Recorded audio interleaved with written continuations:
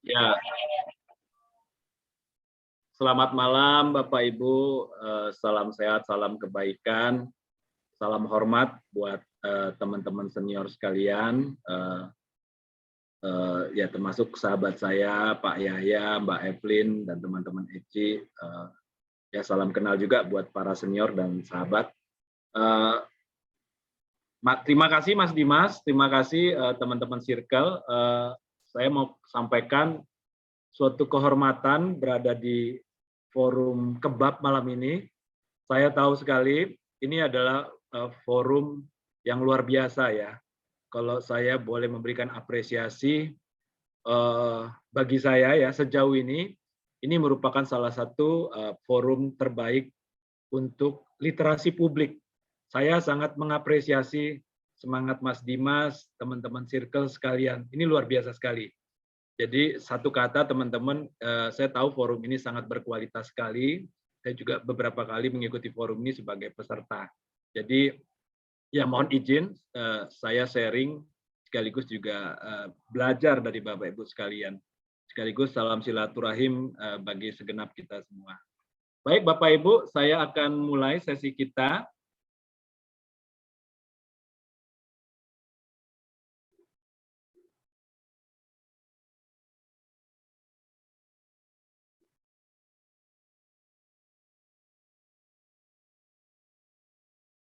Ya, Mas Nurudin, terima kasih untuk introduksinya. PowerPoint kelihatan ya, Mas Nurudin ya? Mbak, kelihatan. Ya. Ya, anytime kalau ada gangguan, silakan di-disrupt anytime. Baik, Bapak Ibu, jadi tema kita malam ini adalah entrepreneurship bagi kesuksesan UMKM Indonesia ya. Ya kita bikin topiknya agak lebih lebar sedikit deh ya, kesuksesan ya. Jadi ya semoga kata kesuksesan ini bisa jadi sebuah spirit ya. Tapi memang kalau mau diukur secara presisi, mungkin kita juga butuh terminologi lain ya. Tapi kenapa saya perlu menjabarkan tentang kesuksesan ini? Ya saya declare di awal, memang kompleksitasnya tinggi sekali tentang ke-UMKM-an ini, Bapak Ibu ya. Saya sebenarnya juga tadi agak ragu nih ya, konteksnya mau UMKM atau UKM ya. Itu sebenarnya satu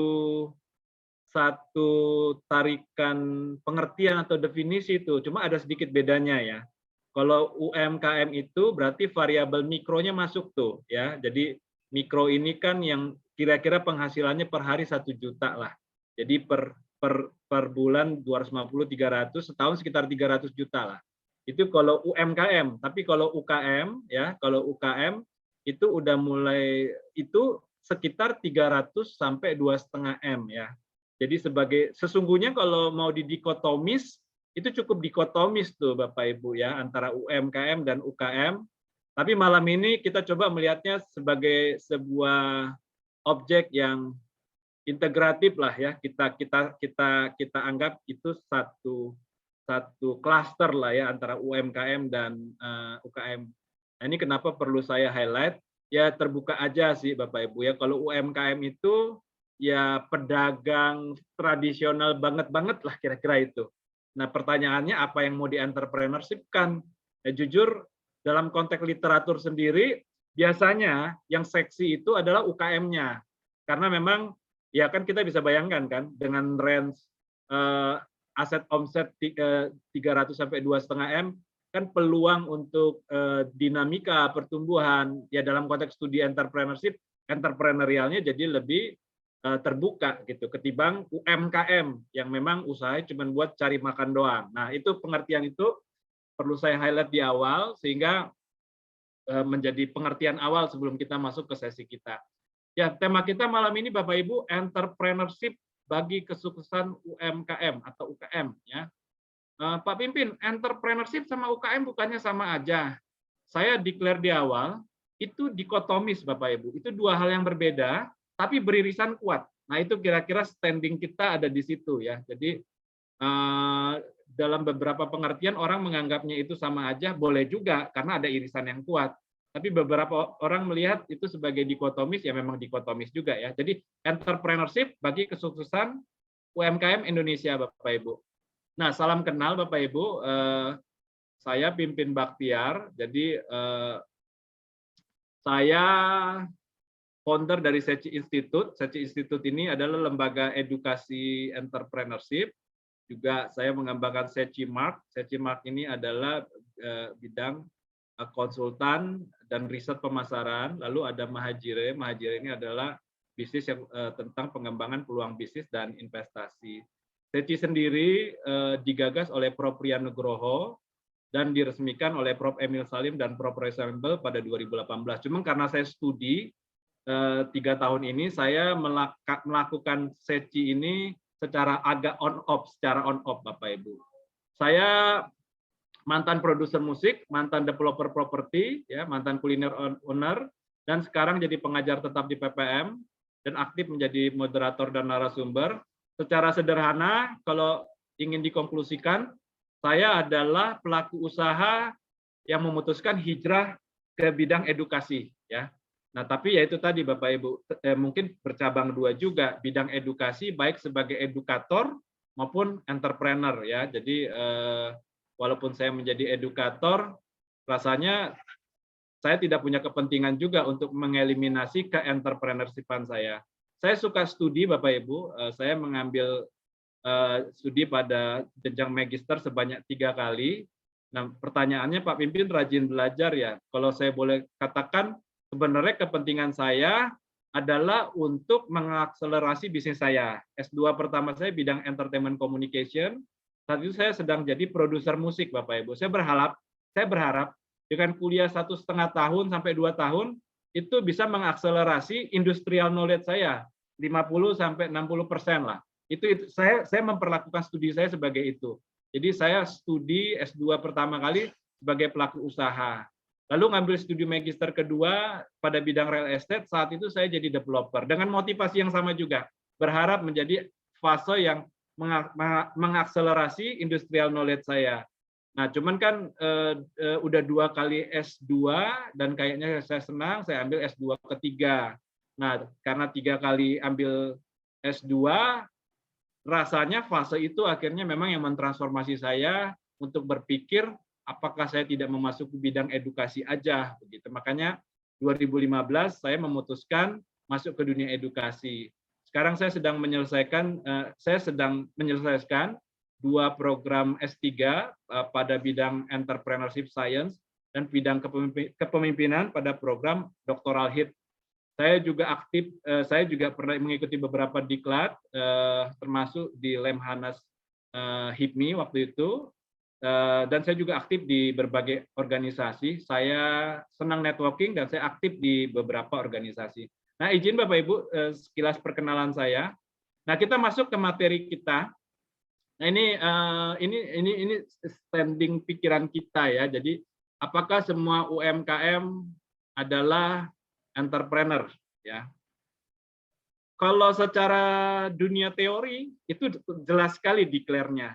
Jadi kalau seseorang yang melakukan usaha tidak punya ciri dan perilaku seperti itu, jangan ngaku entrepreneur. Nah, itulah kira-kira bahasa usaha saja, tapi kamu bukan entrepreneur karena ciri itu secara dunia teorinya begitu. Nah, pada tataran data kita sendiri juga pemerintah Indonesia mencatat hanya 3,1% ya dari 65 jutaan lah UMKM yang dicatat sebagai entrepreneur ya, berarti sekitar 2 juta orang dari 65 juta hanya 2 juta orang loh yang dicatat pemerintah. Dan itu juga basisnya juga basis aset dan omset Bapak Ibu sekalian ya. Nah ini jadi Bapak Ibu rasanya seharusnya sudah mulai melihat ya dikotomi itu.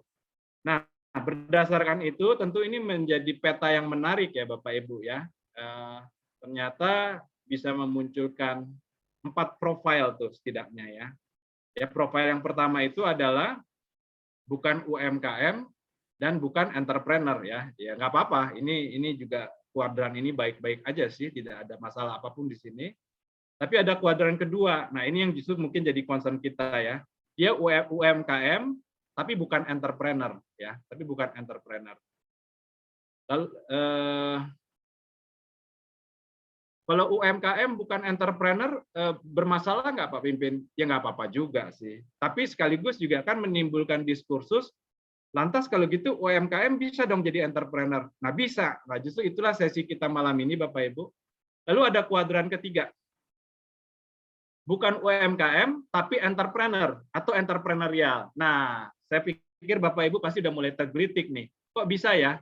Ada UMKM bukan entrepreneur, tapi ada yang bukan UMKM tapi entrepreneurial. Nah, ini menjadi picuan awal nih untuk memahami definisi entrepreneurship ya. Definisinya banyak Bapak Ibu, tapi saya declare aja di awal. Jadi entrepreneurship itu adalah tentang semangat keberpeluangan.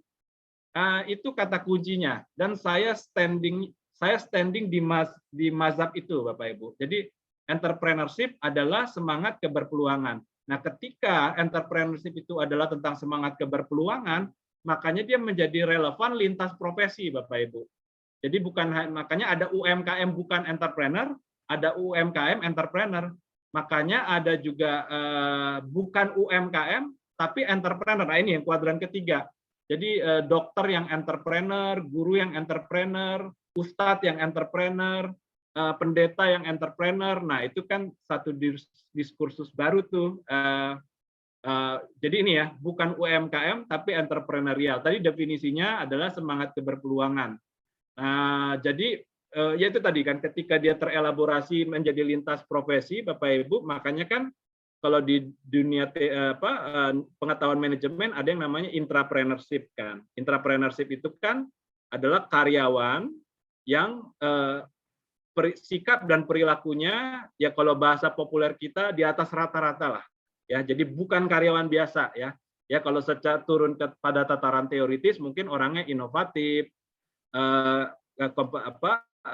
proaktif, risk taking. Nah, itu kalau turun pada tataran teorinya seperti itu. Tapi sekali lagi kembali pada tataran entrepreneur, Bapak Ibu, dia kan bukan pelaku usaha. Bukan pelaku usaha, dia karyawan. Ya kalau bahasa kita obrolan sehari-hari, karyawan yang perilakunya kayak bosnya. Cintanya, kinerjanya, dedikasinya, kejujurannya. Karyawan-karyawan seperti itu, kita memotretnya sebagai intrapreneur. Nah, pada titik ini kan kita akhirnya semakin mengerti, memang entrepreneurship tidak terkukung pada urusan usaha saja, UKM saja, UMKM saja. Ya. Nah, ini kayak kuadran ketiga ini, misalnya kita ambil contoh guru matematika, Bapak Ibu ya. Jadi bagaimana seorang guru matematika merebut kelasnya itu, ada dua yang menjadi agendanya.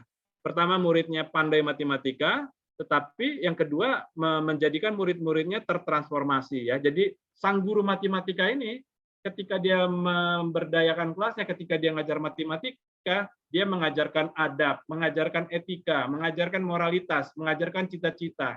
Nah, nanti akhir tahun ketika murid-muridnya lulus, ada dua tuh yang didapat oleh sang murid itu. Mereka ngerti matematika dan lulus matematika. Yang kedua, hidupnya tertransformasi. Kalau sang guru punya semangat itu dan mengeksekusinya pada kelasnya. Nah, guru-guru seperti ini saya menyebutnya sebagai guru entrepreneur, Bapak Ibu. Ya, entrepreneur cari duit, Pak Pimpin, bukan. Dia merebut kelas matematika, dia menggunakan kelas matematika direbut sebagai keberpeluangan untuk mentransformasi murid-muridnya. Bukan hanya saja pandai matematika, tapi hidupnya transform. Nah, semoga dengan gambaran ini Bapak Ibu semakin mengerti memang entrepreneurship for all itu memungkinkan ya. Semangat keberpeluangan bagi semua itu memungkinkan, lintas profesi, lintas kondisi. Nah, saya 2015 switching Bapak Ibu, apakah saya mau jadi ahli properti atau mau jadi ahli entrepreneur, saya putuskan saya mau jadi expert pada bidang entrepreneurship. Makanya ketika 2018 saya memahami definisinya seperti ini, saya makin cinta kepada topik ini, makanya muncul ikhtiar di hati saya, ya sampai mati saya tidak akan pernah berhenti jadi entrepreneurship, tidak akan berhenti jadi entrepreneur dan yang melakukan entrepreneurship. Karena ya itu tadi, saya genggam definisinya, entrepreneurship itu adalah tentang semangat keberpeluangan. Nah, ini yang kita tuju Bapak Ibu ya. UMKM yang entrepreneur. Tapi nanti silakan ini kita membangun dialog, membangun diskursus. Apakah semua UMKM itu harus entrepreneur, Pak Pimpin? Nah, itu nanti kita bisa di sesi Q&A kita bisa melakukan dialog itu. Nah, tapi apapun itu, Bapak Ibu, ya ini yang menjadi objek kita ya. Ya kalau dalam dunia riset mungkin ya kita declare lah ini problemnya ya. Jadi kita punya problem UMKM yang tapi bukan entrepreneur ya. Kenapa indeks entrepreneurship ini penting? Karena teorinya menyatakan pada jumlah tertentu, jumlah entrepreneurship di sebuah bangsa, maka kesejahteraan itu akan ya. Gampangnya jadi diskusi ekonomi dan kesejahteraan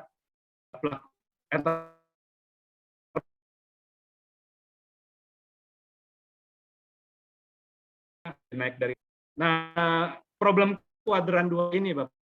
Kuadran 2 ini bagaimana agar kuadran 2 ini naik menjadi kuadran keempat ya. Jadi UMKM yang bukan entrepreneur menjadi entrepreneur. Nah,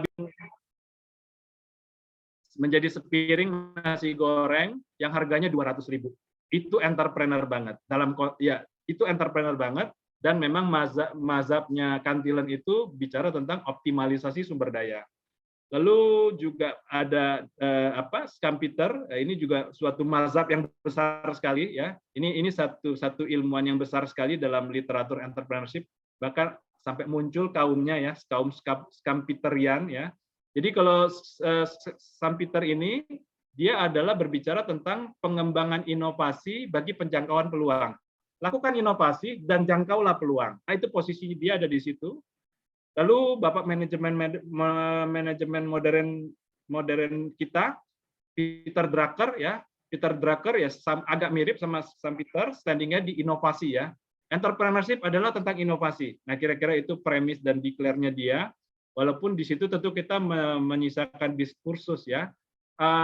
Apakah semua inovasi itu baik adanya ya? Kan setidaknya secara logis sesuatu itu disebut inovasi jika menimbulkan efisiensi, efektivitas, dan bahkan puncaknya komersialitas.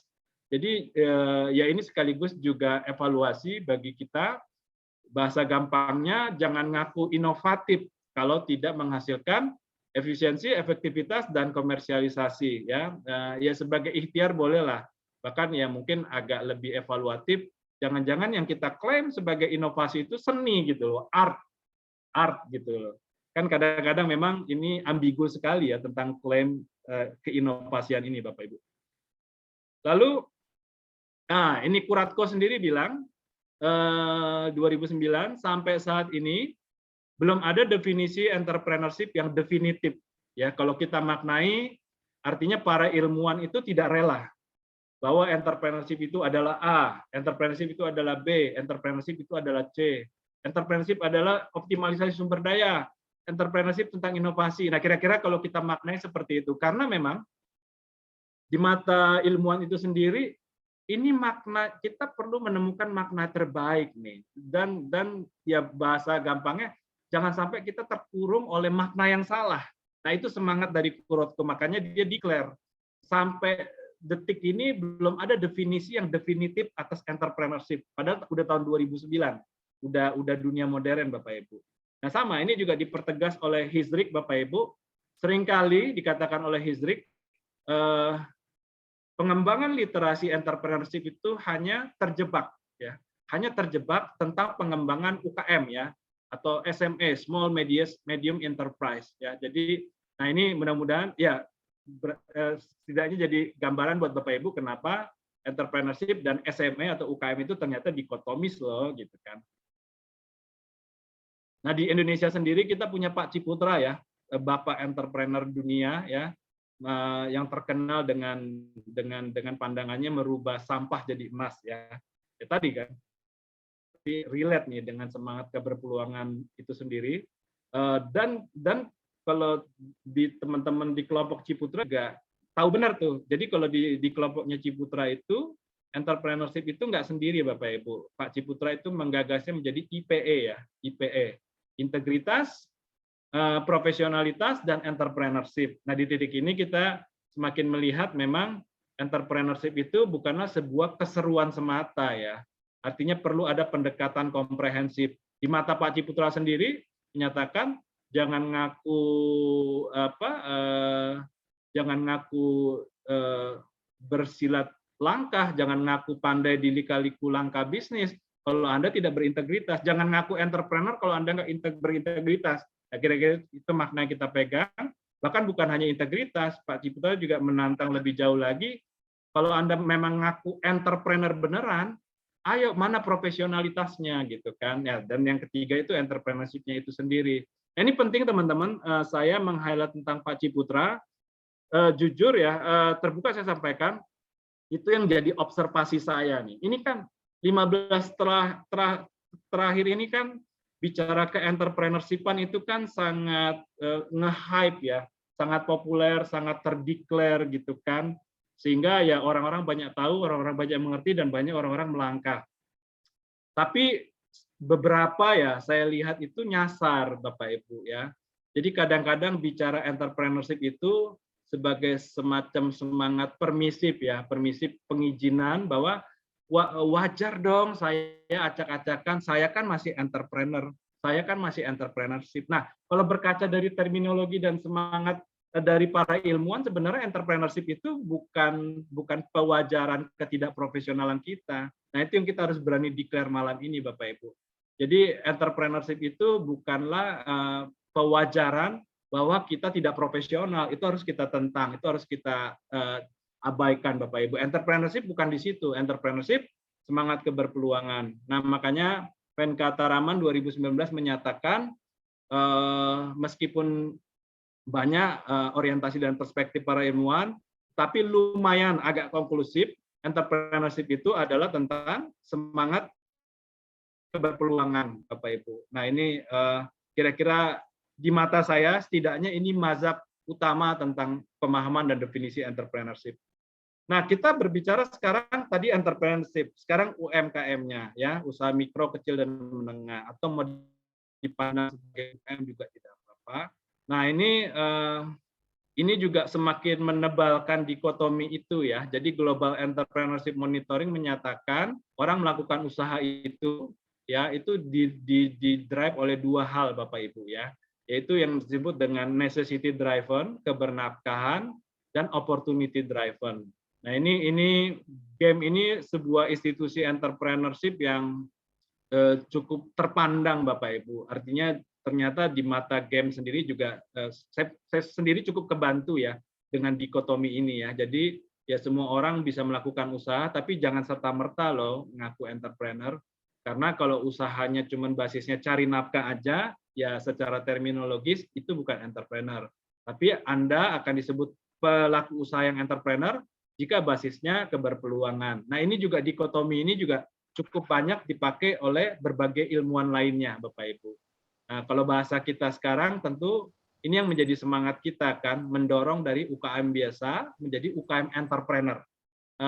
Tema besar kita ada di situ, Bapak Ibu. Bagaimana mengajak, mendorong, mengembangkan ekosistem agar menjadi daya transformasi dari UKM biasa menjadi UKM entrepreneur. Nah, Bapak Ibu, sebelum kita masuk tentang apa itu entrepreneurship, ini ada sekilas tentang premis tentang entrepreneurship, Bapak Ibu. Ya, kita lihat Steve Jobs tuh ya kan, melalui iPad-nya dia disruptif banget kan, baik terkait dengan teknologi maupun tatanan sosial itu sendiri, dan pengembangan teknologi itu sendiri pada akhirnya. Bapak Ibu, Steve Jobs itu dimulai, saya agak lupa ya, 1970-an lah, 75-an gitu, dimulai dari garasi mobil, Bapak Ibu. Sekarang dia top, Apple-nya itu top brand, bukan hanya top brand, tapi top company, Bapak Ibu. Nah, ini kan jangan salah kita memotret ini kan. Banyak orang bisa berpotensi terjebak salah memotret ini.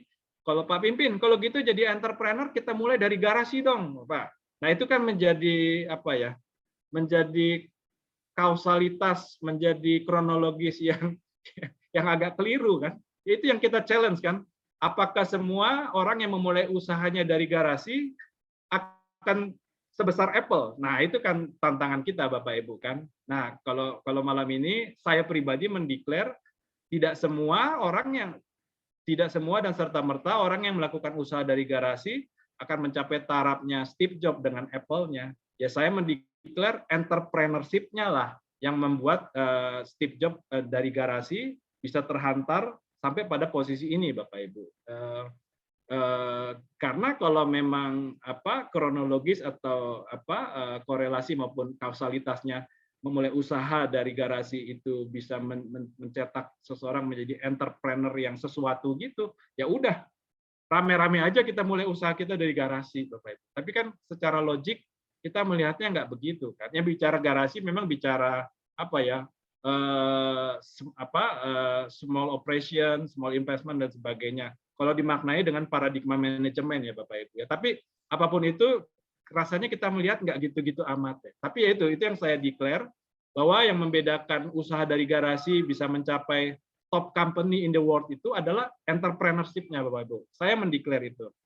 Bukan hanya pada tataran personal Bapak Ibu, pada tataran korporat juga sama Bapak Ibu. Samsung pada tahun 1938 adalah pengalengan sayur Bapak Ibu, pengalengan sayur, dan saat ini dia menjadi top company Bapak Ibu. Dia ada 6 sektor usaha, merupakan kontributor 20%. Samsung dan grupnya itu 20% merupakan sebagai kontributor ekspor Korea Selatan Bapak Ibu. Nah sama, kita coba renungkan, kita kembangkan diskursus apakah semua makanan pengalengan bisa mencapai posisinya Samsung ya.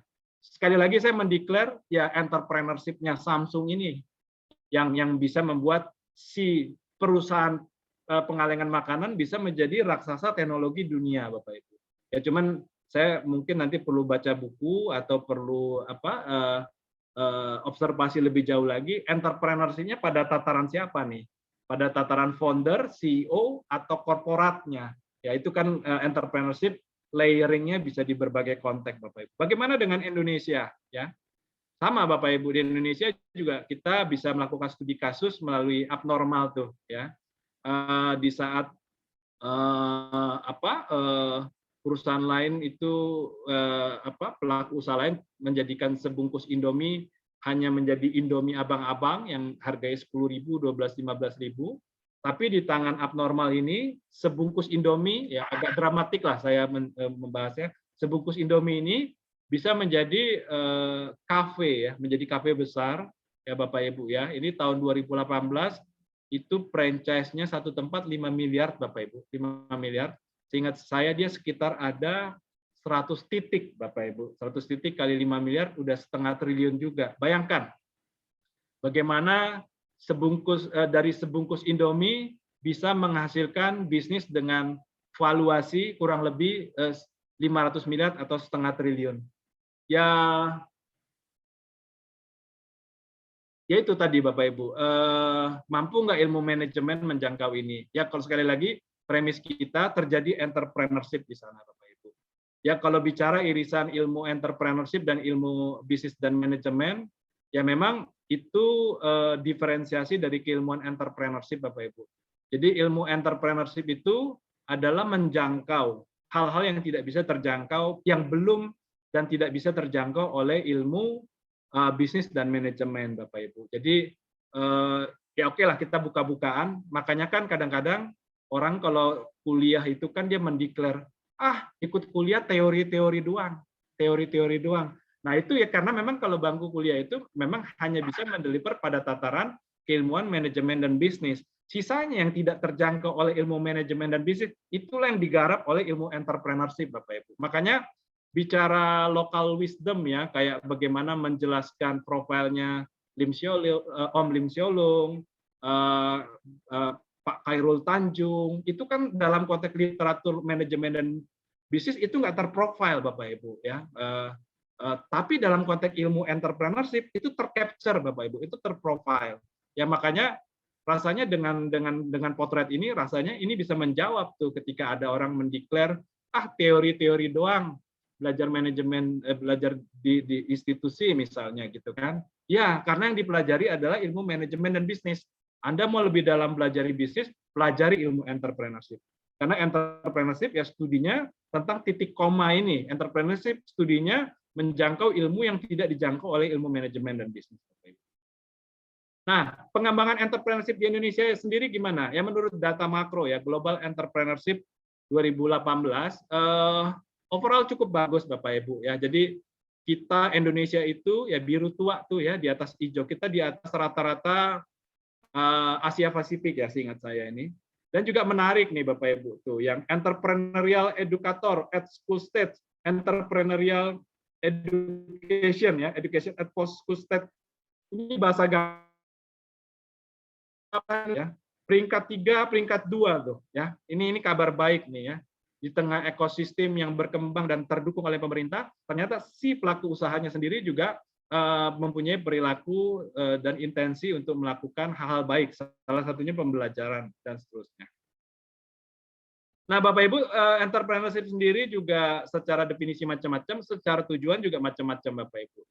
Ya, untuk ya ini nomor 1 penciptaan kekayaan, pengembangan perusahaan, penciptaan value, ya job creation ya nomor 4, penciptaan perubahan, innovation dan growth, Bapak Ibu. Macam-macam tujuan dari entrepreneurship jika dibuktikan. Nah, Bapak Ibu, tinggal memang entrepreneurship itu sebagai gagasan itu seringkali keren, cuman kembali yaitu tadi kan, oke, entrepreneurship bagus banget, tapi bisa dipraktekin nggak Pak Pimpin? Nah itu tantangan besar di Indonesia ini menurut saya, ya tantangan besar. Ya, jadi dalam konteks studi yang saya kembangkan, Bapak Ibu, entrepreneurship itu bisa dikembangkan. Kembali lagi ya, ini adalah beberapa buah pikiran, beberapa slide yang saya coba compile jadi satu, Bapak Ibu.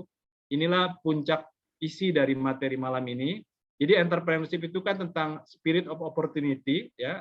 Peluang itu sendiri, Kak Peter katakan bisa dikembangkan dari produk baru, pasar baru, cara baru, pasokan baru, dan organisasi baru ya. Produk baru itu nggak mesti kita bikin helikopter ya Bapak Ibu ya. Kebetulan mama saya orang Batak ya, jadi kalau kita bikin nasi goreng, kita kasih teri Medan, wah itu tuh saya jamin 95,7% orang Batak pasti suka tuh. Ya, jadi secara teori marketing, ketika sepiring nasi goreng yang doang, tapi dikasih teri Medan, secara segmenting ya, secara segmentasi langsung terbentuk pasar tuh ya. Ya rasanya ya banyak tulang-tulang saya, amang boru saya bisa menyepakati pandangan ini ya.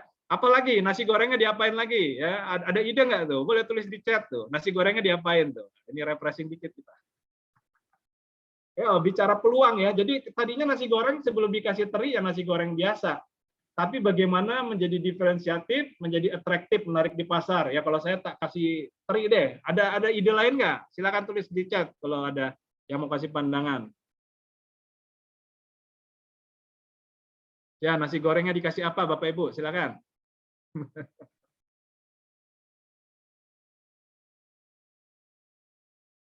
Ini apa nih? Wah, ya belum ada ide ya, nggak apa-apa. Ada yang mau kasih pandangan Bapak Ibu? Ya, kasih ikan asin ya, ya. Dikasih pete ya, oke. Busuan dikasih pete. Ya, tumis mentega, sosis, tabori, keju, pemesan ya itu udah nasi goreng komplit banget tuh. Ikan kambing ya, nasi goreng di atas nanas ya. Wah, keren. Ya, keren. Ya, ya nasi goreng kambing tuh di Kebun Siri tuh. Aduh, itu tempatnya sederhana dan omsetnya luar biasa itu. Cuman ya saya nggak mungkin sebutin deh Bapak Ibu ya. Jadi nasi goreng kalau dikasih ikan teri langsung diferensiatif, langsung menimbulkan market attractiveness ya. Ya setidaknya orang Batak pasti suka lah. Itu bahasa gampangnya. Kalau saya nasi gorengnya selain dikasih teri, dikasih ini Bapak Ibu sambal korek ya. Ya, kalau Bapak Ibu tahu ayam geprek tuh kan, ayam geprek itu kan ayam dari kayak McD, KFC bawa ke rumah, dipukul pakai ulekan cabai, dikasih sambal yang digoreng kan, itu jadilah ayam geprek kan. Itu kan varian itu jadi new business kategorial baru tuh ya Bapak Ibu ya. Ayam geprek Bensu aja ratusan cabang, ayam geprek Juara, macam-macam Bapak Ibu. Jadi dari yang ayam dipukul doang, dikasih sambal doang, bisa menimbulkan new produk kategori dan new business kategori baru Bapak Ibu. Nah sama, bicara nasi goreng juga saya mungkin opsi keduanya saya kasih sambal geprek Bapak Ibu ya. Jadi dan kebetulan saya pernah coba itu jadi enak sih. Yang ketiga, nasi gorengnya saya kasih keju ya. Saya kasih keju. Tadi kasih teri itu karena mama saya orang Batak ya, jadi idenya. Tapi intinya gini Bapak Ibu, selama 3 tahun ini segala sesuatu yang dikasih sambal korek dan keju relatif laku Bapak Ibu. Makanya ada cheese tea ya, teh dikasih keju. Sorry bercanda dikit ya. Saya bilang sama istri saya, jangan-jangan sendal jepit dikasih keju juga laku. Saya pengen kasih tahu Bapak Ibu, produk baru itu nggak seribet itu. Actually ya, sesungguhnya ya, produk baru nggak seribet itu, gitu kan. Kalau kita tahu cheese-cheesean, sambal korek itu menimbulkan selera pasar, ya udah kawinkan aja dengan produk existing, misalnya nasi goreng, gitu kan.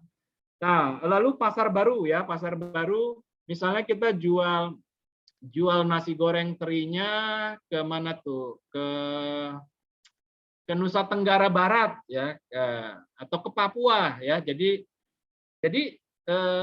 produk inovasi yang sederhana itu inovasinya boleh sederhana, tapi marketnya yang kita gas Bapak Ibu ya. Marketnya yang kita gas. Itu entrepreneur banget Bapak Ibu. Lalu cara baru ya, cara baru. Ada yang kepikir nggak nasi gorengnya diapain tuh Bapak Ibu? Ayo diapain nasi gorengnya? Silakan tulis di chat. Nah, ini biar katanya kan orang kalau konsentrasi 12 menit kan butuh refreshment ya. Ayo tuh. Ya, produk baru nasi goreng teri, pasar baru, nasi gorengnya jual di Papua. Cara baru, nasi gorengnya diapain? Nasi goreng beku. Ya, oke, itu berarti masuk ya boleh produk ya bisa cara baru, bisa juga punya produk development di kalian. Ada yang lebih inovatif nggak idenya tuh? Thank you ya Bu. Bu siapa tadi? Bu Anin ya. Pak Yaksan. Ini Yaksan. Ini bukan nih. Pak Yaksan ya. Nasi goreng es krim. Nasi goreng es krim itu kayak ini tuh. Siapa tuh Siskakol ya? Ada yang ngikutin Instagram Siskakol nggak tuh? Segala sesuatu di es krim. Nasi goreng bakar. Waduh, Mas Tata, ya. Ya cara baru, ya thank you Bapak Ibu, teman-teman sekalian. Cara baru nasi gorengnya di membership-kan Bapak Ibu, ya. Emang ada Pak Pimpin orang makan nasi goreng siang malam. Saya termasuk kaum itu. Saya termasuk nasi goreng freak Bapak Ibu. Jadi nasi gorengnya di membership-kan. Misalnya di Ecer tuh 15.000, tapi kalau di membership-kan harganya jual aja misalnya 9.000 ya. Untungnya paling 1.500 ya, kecil. Tapi kan 9.000 kali 30 hari udah dapat 270.000. Udah dapat cash di depan tuh Bapak Ibu ya, cash di depan. Saya pernah baca satu buku bagaimana pisau cukur silet itu di membership-kan ya. Kebaruannya melalui pola ke membership-an. Jadi yaitu Bapak Ibu, entrepreneur tuh main-mainnya di sini gitu kan. Lalu pasokan baru ya. Jadi ketika misalnya tidak ada supplier ke Amerika tentang lele, makanya tidak ada pedagang pecel lele di sana gitu kan. Tapi ketika ada orang yang mensuplai lele ke Amerika, maka berpotensi kita bisa buka bisnis pecel lele di sana kan. Satu piring 300.000 ya. Di Indonesia paling 20 ribuan gitu kan. Lalu organisasi baru ya. Ya, jadi di mata saya itu Gojek itu melakukan organisasi baru tuh. Saat Gojek awal memulai, belum ada tuh teman-teman izin tentang transportasi massal motor. Ya. Jadi Gojek memulainya dengan dua opsi itu, ya, dua potensi opsi. Kalau dia disetujui pemerintah, dia grow. Kalau nggak disetujui pemerintah, dia mati. Tapi kan ternyata dia disetujui pemerintah, dan sekarang valuasinya kan saya lupa ya, udah 70 atau 120 triliun, udah besar sekali. Apalagi yang sekarang yang GoTo itu saya nggak tahu valuasinya berapa. Tapi artinya kalau Bapak Ibu tanya Pak Pimpin gimana sih contoh entrepreneurship? Yaitu Gojek itu tuh melakukan itu tuh ya, organisasi baru. Nah ini kira-kira bicara sumber-sumber peluang Bapak Ibu dan bisa dikembangkan lagi. Ini yang lima macam ini teori tua Bapak Ibu. Ini tahun 1934 ditulis. Ya tentu sekarang bisa lebih eksploratif lagi. Nah, itu bicara peluang ya, Bapak Ibu. Nah, tinggal pertanyaannya, Pak Pimpin, bagaimana kita memperlakukan peluang? Ya, Bapak. Secara teoretikal, itu ada dua, Bapak Ibu, kita melakukan peluang. Pertama, lakukan yang namanya eksplorasi. Yang kedua, eksploitasi. Ya. Jadi eksplorasi itu berbicara tentang peluang. Pengen tahu bisnis Gojek, pengen tahu bisnis es krim, pengen tahu bisnis nasi goreng, ada 10 peluang. Nah, makanya kadang-kadang ada orang curhat sama saya, Pak Pimpin, saya udah dekati berbagai peluang, kok nggak jadi apa-apa? Ya saya motivasi ke dia, berarti kamu sedang dalam tahap eksplorasi. Nah, itulah eksplorasi Bapak Ibu ya. Jadi eksplorasi itu kita mengembangkan pandangan orientasi terhadap seluas-luasnya peluang. Ada 100 peluang, nanti yang jadi cuma satu, nggak apa-apa Bapak Ibu. Itu namanya tahap eksplorasi. Lalu setelah eksplorasi, dari 10 peluang itu, kita ambil katakan peluang nomor 7, nah kita berdayakan, itu baru yang disebut dengan tahap eksploitasi. Nah, apa sih syarat dari eksploitasi? Ada 2 Bapak Ibu. Di pasar dia menarik, kedua di sisi kita mampu mengeksekusinya. Jadi sesederhana itu proses dari transisi dari eksplorasi ke eksploitasi. Nah, mudah-mudahan dengan pemahaman ini Bapak Ibu bisa lebih nyeni lagi ke depan dalam mendekati peluang. Jadi kalau peluangnya nggak jadi apa-apa, ya santai aja. Kan ada eksplorasi, ada eksploitasi. Nah, apa yang terjadi kepada organisasi bisnis entrepreneur? Ada 3 Bapak Ibu ya. Pertama orangnya ya. Orangnya itu harus entrepreneurial ya. Ya kecuali kita konglomerat, kita sifatnya investment driver aja. Aku kasih 1 triliun bisnisku jalan ya, aku mau tidur. Nah, udah, kita nggak perlu entrepreneurial ya. Tapi kalau orang udah melakukan entrepreneurship, biasanya dia kan dalam keterbatasan sumber daya. Makanya orangnya harus entrepreneurship. Orangnya harus entrepreneurial. Bahasa gampangnya apa? Ya, orangnya harus selalu bertumbuh dan selalu bergerak, Bapak Ibu ya. Itu poinnya ya, selalu bertumbuh, selalu bergerak. Karena kesuksesan bisnis itu tidak sampai detik ini belum ada rumusnya di dunia ini. Kalau udah ada rumusnya, rame-rame eksekusi itu aja. Tentu mensukseskan bisnis jadi mudah kan jadinya gitu. Nah, jadi dalam konteks entrepreneurship, orangnya harus selalu bertumbuh, orangnya harus selalu bergerak. Ya, ini simulasi Bapak Ibu. Ya, jika kita satu ya, kita geraknya satu, maka yang dihasilkan adalah satu Bapak Ibu. Tapi kalau kita bergerak 2, maka yang muncul adalah 1 yang 2 Bapak Ibu ya. Pimpin yang developer properti hanya jadi developer properti aja, tapi ketika saya masuk HIPMI, ketika saya masuk asosiasi lain, langsung muncul variabel kedua tuh. Pimpin yang developer properti yang temannya banyak, yang networknya dahsyat. Nah, itu tadi Bapak Ibu ya.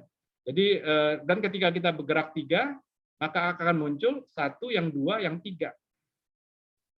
Dan ketika kita bergerak 4, Bapak Ibu, maka yang muncul adalah yaitu tadi 1, yang 2, yang 3, yang 4.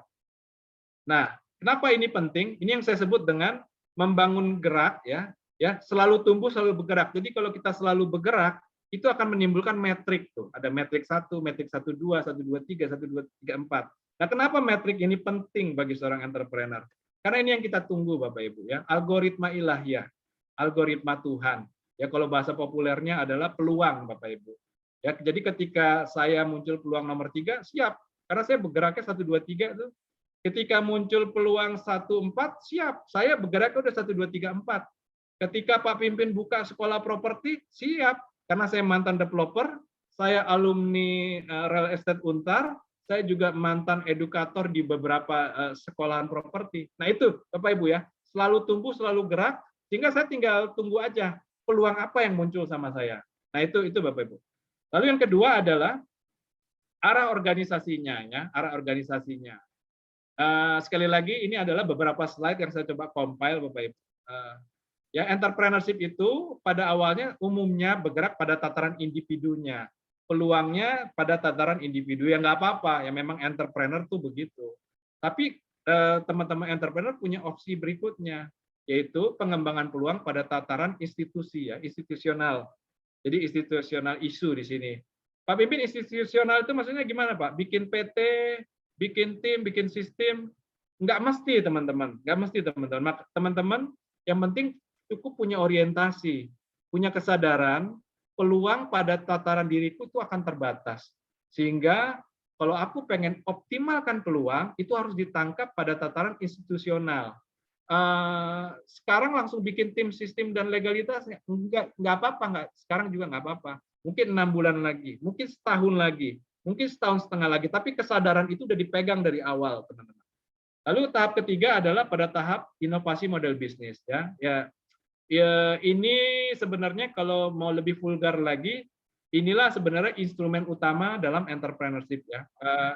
Prof. Renal Kasali katakan sekarang adalah era pertarungan inovasi model bisnis. Gak apa-apa, cuman jualan ayam geprek doang, tapi inovasi model bisnisnya dahsyat, teman-teman, ya. Jadi dia walaupun dagang ayam geprek doang, tapi potensi pasarnya adalah para member HIPMI. Nah, itu kan ada 40.000 tuh, dan bos-bos semua. Kalau dia bisa ambil 1% aja, 400 perusahaan tuh dia bisa masuki. Bisnisnya cuma ayam geprek doang, ya. Sekaligus itu yang mendiferensiasi dia dengan pedagang ayam geprek lainnya. Kita semua pedagang ayam geprek, tapi aku beda loh, aku beda. Lalu yang terakhir adalah pada tataran strategic entrepreneurship, ya. Jadi entrepreneurship itu adalah tentang semangat keberpeluangan, strategik itu adalah tentang semangat keberunggulan. UKM itu biasanya keberpeluangannya tinggi, tapi keberunggulannya rendah. Ya, jadi keberunggulan itu, jadi contohnya seperti misalnya kayak satpam di BCA, Bapak Ibu. Itu senyumnya aja setara sama customer service-nya. Makanya dulu saya tantang tuh marketing properti saya. Kamu kan dagang properti, senyumnya udah bisa lebih bagus nggak dari security-nya BCA, Bapak Ibu. Nah itu kalau kita lihat kan itu bukan urusan senyum. Satpam kan ya pendidikannya paling apa sih? Jadi untuk membuat seorang satpam bisa senyum itu motivasi dan nasihat nggak bisa, Bapak Ibu. Itu ada training. Ada training yang biayanya besar dan intensitasnya luar biasa. Maka BCA mampu mentransformasi yang satpam doang menjadi pribadi yang kualitas senyumnya setara dengan customer service, Bapak Ibu. Nah, itu isu-isu keunggulan. Ribet nggak Pak Pimpin keunggulan? Enggak juga. Misalnya kita jualan pecel lele atau nasi goreng, kalau pedagang kuliner kan keunggulannya simpel, Bapak Ibu. Ramah, cepat, bersih.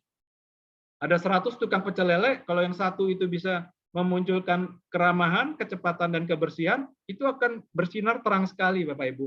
Sangat diferensiatif. Nah, kita udah menyadari ini. Nah, tinggalkan teman-teman UKM pecel lele, sengaja dia membangun keramahan nggak? Nah, itu kan PR-nya bagaimana, Pak Pimpin? Ya, sengaja disapa, Bapak Ibu. Saya punya langganan pecel lele itu di daerah Pondok Kopi, ya namanya pecel lele mah ya standar-standar aja. Cuman kalau dia datang, dia bilang, Mas Pimpin, apa kabar, dan seterusnya. Apapun yang dia lakukan, yang penting kodifikasi atas keramahan itu muncul dalam hidup saya. Cepat. Sengaja didesain nggak tuh? Kita kalau goreng pecel lele, itu umumnya 7 menit, sengaja nggak kita pikirkan bagaimana ya? 4 menit sampai ke meja pembeli bersih.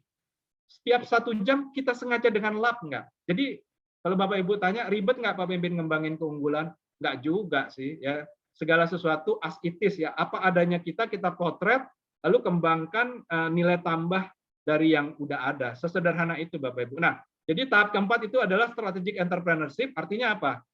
UKM sengaja mengembangkan peluang sekaligus keunggulan. Nah, ini tahapannya, Bapak Ibu.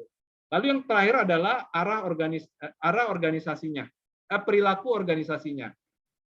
Jadi untuk mengaku sebagai organisasi entrepreneur itu ada syaratnya.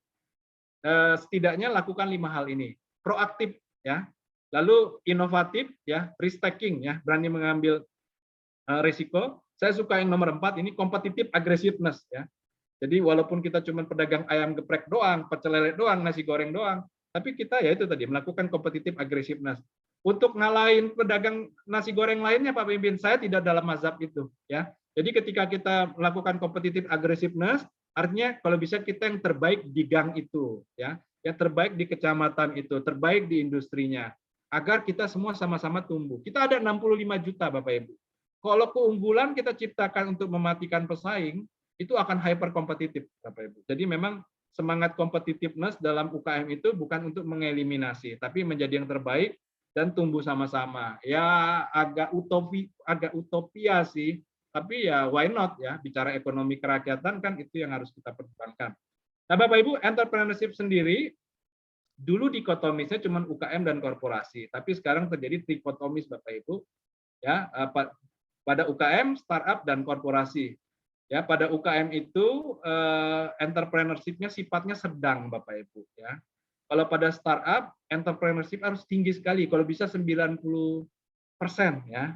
Nah, kalau pada korporasi entrepreneurship, kalau UKM entrepreneurship-nya ya 40 sampai 60% lah. Kalau korporasi entrepreneurship-nya 20 sampai 30%.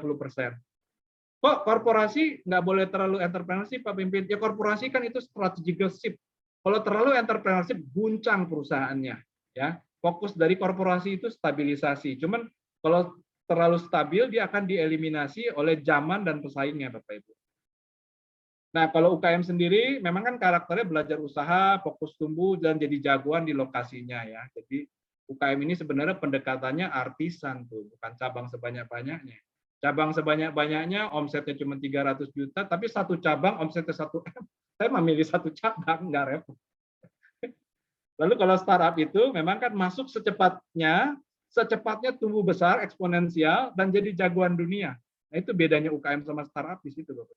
Lalu kalau korporasi masuk bisnis ya fokus kepada stabilisasi, makanya kalau pada tataran korporasi kan misalnya dia fokus mempertahankan market share nomor 7. Kok kenapa nggak jadi nomor 1? Dia jadi nomor 1 jangan-jangan sumber dayanya nggak siap. Ya, jadi nomor 7 aja udah baik kok buat mereka. Makanya itu kalau korporasi di situ fokus stabil dan jadi jagoan di industrinya. Nah, ini pertanyaan terakhir Bapak Ibu ya. Jadi kan sebagai gagasan, sebagai orientasi bagus, prakteknya gimana Pak Pimpin? Pendekatannya macam-macam, cuman saya menawarkan pendekatannya adalah melakukan inovasi model bisnis. Nah, kenapa inovasi model bisnis ini penting Bapak Ibu? Karena melalui inovasi model bisnis inilah kita melakukan yang namanya orientasi keberpeluangan ya. Jadi kalau dagang doang, ya udah dagang doang. Tapi dengan misalnya aku mau inovasi model bisnis lah, itu langsung mereka akan dalam posisi punya intensi melakukan orientasi keberpeluangan, melakukan utilisasi sumber daya, melakukan optimalisasi operasional. Kok bisa gitu Pak Pimpin? Nah ini indikatornya ini Bapak Ibu ya. Jadi ketika sesuatu itu disebut inovasi model bisnis, apa sih yang dilakukan? Mereka melakukan inovasi produk berkelanjutan, punya semangat ya. Indominya harus lebih baik, nasi goreng harus lebih baik, periodically secara berkala ya. Per 3 bulan naik kelas dikit yuk nasi gorengnya, per 3 bulan naik kelas dikit ya. Hubungan khusus dengan pelanggan ya. Jadi orang bukan sekumpulan pembeli, diniatkan gitu loh. Sekumpulan pembeli ini gimana ya? Jadi teman, jadi saudara ya. Lakukan kemitraan bisnis, pelayanan kompetitif dan macam-macam ini Bapak Ibu. Ada 7 indikator yang saya gunakan. Pak Pimpin, inovasi model bisnis bisa dikembangkan nggak? Nah, ini riset saya Bapak Ibu. Ya, yang pasti inovasi model bisnis itu adalah meningkatkan kinerja ya. Jadi kalau siapapun Bapak Ibu di sini, malam ini saya putuskan melakukan inovasi model bisnis. Kalau menurut riset saya itu terbukti meningkatkan kinerja. Dan bukan hanya riset saya Bapak Ibu, udah setidaknya 5 sampai 7 penelitian pada tataran UKM. Kalau UKM melakukan inovasi model bisnis, maka kinerjanya meningkat. Nah, tinggal memang pertanyaan lebih lanjut, yang mempengaruhi inovasi model bisnis itu apa Pak Pimpin? Macam-macam Bapak Ibu, tapi saya pada konteks yaitu melakukan kapabilitas belajar dan kapabilitas berjejaring ya. Jadi ternyata kemampuan perusahaan dengan sengaja belajar, dengan sengaja berjejaring itu meng-create yang mempengaruhi inovasi model bisnis. Refleksi dan implikasinya apa Pak Pimpin buat saya? Yaitu kan UKM kita, entrepreneur kita senang belajar. Cuman pertanyaan saya, pembelajarannya jadi kapabilitas enggak? Maksudnya apa Pak Pimpin? Pembelajaran itu sengaja by design, mau belajar apa, terus lalu bawa ke organisasi dan jadikan sesuatu. Nah, ketika itu yang terjadi, itu langsung menjadi namanya kapabilitas belajar Bapak Ibu. Tapi kalau Bapak Ibu tidak lakukan proses tadi, ya Bapak Ibu cuma menjadi organisasi bisnis yang suka belajar, tapi tidak berkapabilitas belajar. Lalu kapabilitas berjejaring ya. Jadi dalam keterjejaringan itu setidaknya ada 3 tuh yang bisa kita potensikan Bapak Ibu. Potensi pasar, potensi pemasok, dan potensi investor. Nah itu jadi kayak saya masuk HIPMI, masuk IMA, masuk ICSB, dan beberapa organisasi yang cukup besar lainnya. Nah, saya sebagai entrepreneur sengaja saya optimalkan enggak. Tapi kata kuncinya menurut saya jangan terjebak pragmatisme. Orang ngebaca gestur kita Bapak Ibu. Kalau kita cuma mengutilisasi asosiasi atau network kita sebagai pasar, orang akan ngebaca. Jadi orang juga akan meletakkan kita, ya udah jadi hubungan bisnis aja, jangan jadi sahabat, jangan jadi sahabat kehidupan gitu. Itu orang akan jaga jarak seperti itu. Nah, Bapak Ibu, ini kesimpulan saya. Pertama, bahwa entrepreneurship itu bisa sebagai opsi strategis bagi arah transformasi dari UMKM kebernafkahan ya necessity driven menjadi UMKM keberpeluangan ya. Jadi kalau Anda UKM doang terus mau jadi yang tidak doang ya tapi meningkat kepada UKM yang lebih lagi atau yang kita sebut keberpeluangan, dengan sengaja pelajari entrepreneurship, masuki, selami, dan lakukan. Lalu yang kedua, inovasi model bisnis sebagai opsi nyata melakukan entrepreneurship. Ya sekali lagi saya mendeklar Bapak Ibu, entrepreneurship ini seringkali menjadi gagasan yang baik tapi abstraktif. Ngelakoninya gimana Pak Pimpin? Operatifnya gimana? Ya malam ini saya declare kalau teman-teman pengen melakukan entrepreneurship ya lakukan inovasi model bisnis. Karena pola keinovasian model bisnis ini akan memicu ke entrepreneurialan organisasi bisnis kita. Lalu yang ketiga adalah inovasi model bisnis sebagai opsi strategis untuk melakukan transformasi dari UKM biasa menjadi UKM entrepreneur. Nah mungkin itu Bapak Ibu sekalian dan Mas Nurudin poin yang bisa saya sampaikan, semoga baik dan bermanfaat. Terima kasih.